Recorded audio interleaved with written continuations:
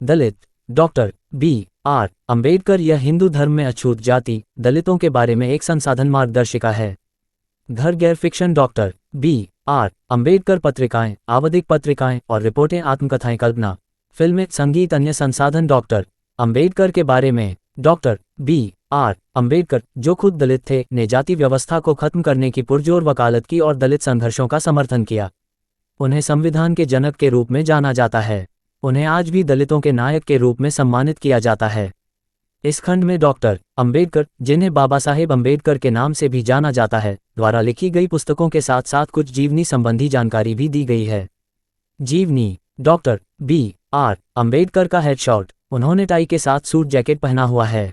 उन्होंने चश्मा भी लगाया हुआ है और दाईं ओर देख रहे हैं। Black and white photo. छवि फ्लिकर से ली गई है, क्रिएटिव कॉमन्स लाइसेंस के तहत साझा की गई है। संक्षिप्त जीवनी। भीमराव रामजी अंबेडकर महार जाति से थे, जो भारत में अछूत दलित जातियों में से एक है। मुंबई में बीए पूरा करने के बाद अंबेडकर ने न्यूयॉर्क में कोलंबिया विश्वविद्यालय 1913-1916 से पीएचडी की उपाधि प्राप्त की। इसके बाद उन्होंने लंदन स्कूल ऑफ इकोनॉमिक्स 1916-1922 से अर्थशास्त्र में मास्टर और डॉक्टरेट की डिग्री प्राप्त की। अंबेडकर ने जाति व्यवस्था को सामाजिक संबंधों के संगठन का एक असमान तरीका माना, जिसमें शुद्ध और अशुद्ध दोनों चरम पर थे। उन्होंने तर्क दिया कि इस व्यवस्था को धार्मिक संहिताओं के माध्यम से पवित्र किया गया था, जो जातियों के अंतर्विरोध को रोकते थे और सामाजिक संपर्क को एक विनियमित संरचना तक सीमित रखते थे। अंबेडकर अपनी राजनीति और लेखन के माध्यम से दलितों के लिए एक कट्टर उत्पीड़न विरोधी वकील बन गए। उनकी एक महत्वपूर्ण कृति द एनिहिलेशन ऑफ कास्ट है, जो 1936 में उनके द्वारा लिखा गया एक अप्रकाशित भाषण था। संविधान के जनक 1947 में संविधान सभा की प्रारूप समिति के अध्यक्ष चुने गए अंबेडकर ने भारत के संविधान के प्रारूपण की प्रक्रिया के दौरान सभा का नेतृत्व करते हुए अपने कई कट्टरपंथी विचारों को त्याग दिया। उनके योगदान को अनुसूचित जातियों अछूतों के लिए पहली बार इस्तेमाल किया जाने वाला शब्द के लिए सामाजिक समानता के लिए कुछ विशेष संवैधानिक प्रावधानों में देखा जा सकता है। स्वतंत्र भारत के संविधान अनुच्छेद 15 और 17 में अस्पृश्यता की प्रथा को समाप्त कर दिया गया था और 1955 का अस्पृश्यता अपराध अधिनियम ऐसी भेदभावपूर्ण प्रथाओं को कानून द्वारा दंडनीय बनाता है। अनुच्छेद 46 सकारात्मक कार्रवाई का भारतीय संस्करण प्रदान करता है, विशेष रूप से समाज के कमजोर वर्गों के लिए शैक्षिकी और आर्थिक लाभों को बढ़ावा देना। अंबेडकर और गांधी। अंबेडकर भारतीय राष्ट्रीय कांग्रेस की ओर से अछूतों के अधिकारों के प्रति प्रतिबद्धता की कमी के काफी आलोचक थे और 1932 के तथाकथित पूना समझौते के परिणाम ने उन्हें एक कठोर आलोचक बना दिया। दलितों को लगता है कि गांधी ने अलग निर्वाचन क्षेत्र के अधिकार को अस्वीकार करके उनके साथ विश्वासघात किया, जिसका मतलब उनके लिए वास्तविक राजनीतिक शक्ति था। गांधी एक सवर्ण हिंदू वैश्य थे। अंबेडकर महार दलित थे और भेदभाव को प्रत्यक्ष रूप से जानते थे। गांधी ने कभी भी 4 प्रमुख समूहों के वर्ण सिद्धांत को खारिज नहीं किया, हालांकि उन्होंने वर्णों से नीचे के समूह के विचार के खिलाफ लड़ाई लड़ी और उन्होंने सभी वर्णों को समान माना। अंबेडकर ने पूरी जाति पदानुक्रम को खारिज कर दिया, अछूतों के बीच संस्कृतिकरण करने के मौजूदा प्रयास को खारिज कर दिया, यानी अपनी स्थिति को ऊपर उठाने के लिए उच्च वर्ग के रीति रिवाजों को अपनाना। गांधी अछूतों के अधिकारों के लिए राजनीतिक लड़ाई में विश्वास नहीं करते थे। लड़ाई में विश्वास नहीं करते थे या मंदिर के अधिकारियों की सहमति के बिना मंदिरों में प्रवेश करने के उनके प्रयासों को मंजूरी नहीं देते थे। अंबेडकर को लगा कि राजनीतिक शक्ति अस्पृश्यता के समाधान का हिस्सा है। मूल रूप से गांधी का विश्वास हृदय परिवर्तन में था, अंबेडकर का भरोसा कानून, राजनीतिक शक्ति और शिक्षा में था। डॉक्टर अंबेडकर की पुस्तकें। डॉक्टर अंबेडकर ने जाति व्यवस्था की असमानता के बारे में कुछ आलोचनात्मक रचनाएं लिखीं, दलितों के लिए वकालत की। विश्वविद्यालय पुस्तकालय में अंबेडकर द्वारा लिखित कुल 17 पुस्तकें हैं। इनमें से कुछ एक ही शीर्षक की हैं, लेकिन विषय वस्तु और या भाषा के संदर्भ में अलग अलग संस्करण हैं। वर्तमान में पुस्तकालय में मराठी में 2 पुस्तकें हैं, जो भारतीय राज्य महाराष्ट्र की आधिकारिक भाषा है। यहाँ उनकी कुछ आलोचनात्मक रचनाएं दी गई हैं। बी.आर. अंबेडकर द्वारा जाति का विनाश, मुल्क राज आनंद। संपादक प्रकाशन तिथि 1990। ये पाठ अंबेडकर द्वारा 1936 में उदार हिंदू जाति सुधारकों के एक समूह के समक्ष दिया जाने वाला भाषण था। हालांकि भाषण पढ़ने के बाद उन्होंने उनका निमंत्रण रद्द कर दिया।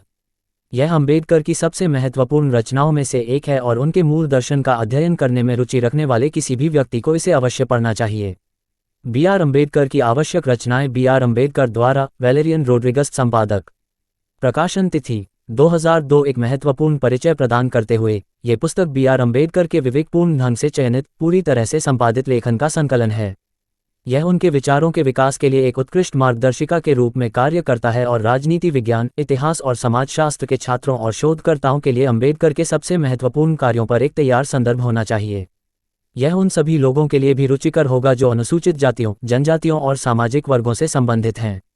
शूद्र कौन थे? वे इंडो आर्यन समाज में चौथा वर्ण कैसे बने? लेखक बी.आर. अम्बेडकर। प्रकाशन तिथि 1946। ये पुस्तक आर्यन अनार्य सिद्धांत की औपनिवेशिक मूर्खता को उजागर करने वाली अम्बेडकर की शुरुआती रचनाओं में से एक थी।